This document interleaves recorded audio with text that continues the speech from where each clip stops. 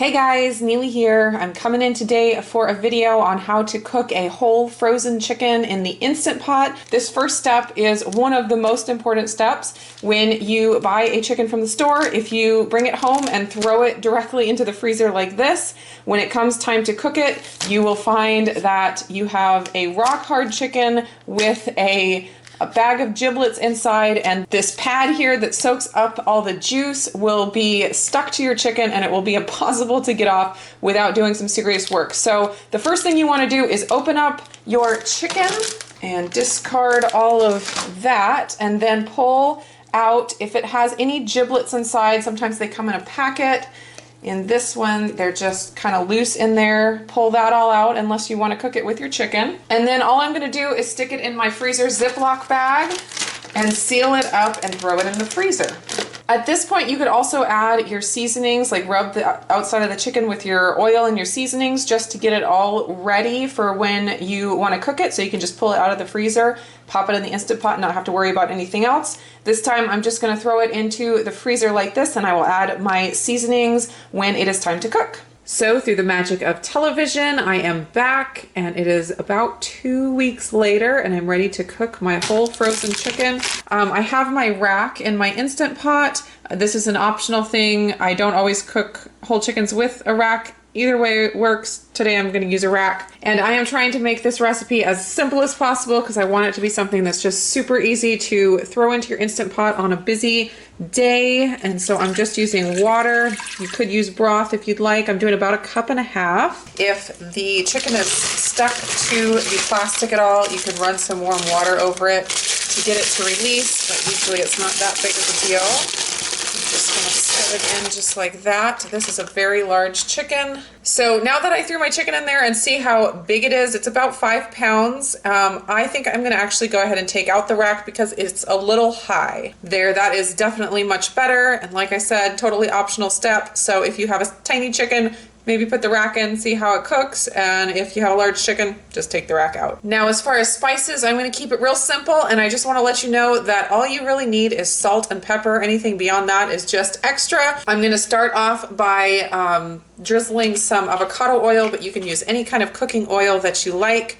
And I'm just trying to keep this recipe super simple, so I'm not even rubbing it in with my hands or anything. I just want to be able to throw it in and go. I'm going to give it a real big pinch of salt, probably about 1 teaspoon. Then I'm going to sprinkle some black pepper, about 1/4 to 1/2 teaspoon, depending on how much you like the pepperiness. Then I'm going to do some granulated onion, another nice sprinkle, probably about 1/2 teaspoon. Sprinkle of garlic powder.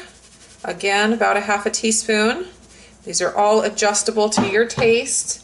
Then some smoked paprika, and this just makes it look beautiful and it adds some nice smoky flavor. Totally optional though. And some dried thyme. Again, about 1/4 to 1/2 teaspoon. Since I happen to have them on hand, I'm gonna throw in a few garlic cloves. And then also, just because I had it on hand, some lemon slices. So this again is totally optional, but if you have some lemon, just throw that right in as well. So now it is all ready to cook. The rule of thumb for a frozen chicken is about 10 minutes per pound.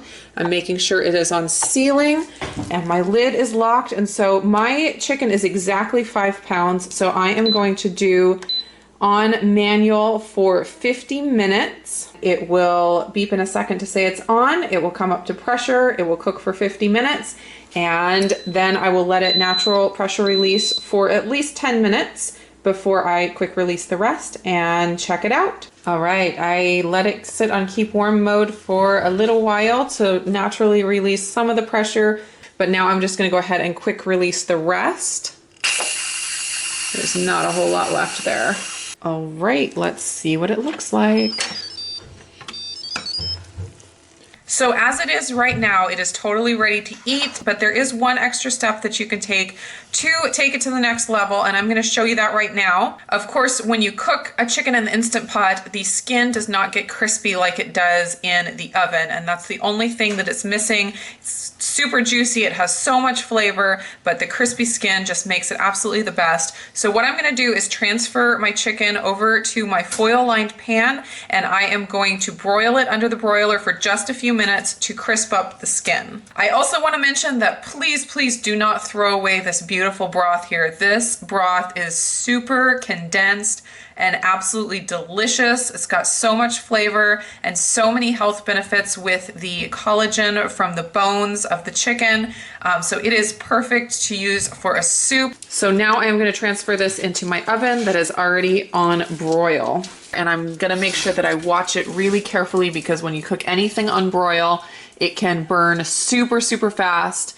So I just want to pay attention. It probably won't take more than 4 or 5 minutes. It's only been in here for about a minute and it's already sizzling and crisping up really nicely. The top is pretty good. I don't want to go too long and burn the spices, but I'm just going to go ahead and try to flip it over real quick and get the bottom crisped up a little bit. There we go, just a couple more minutes.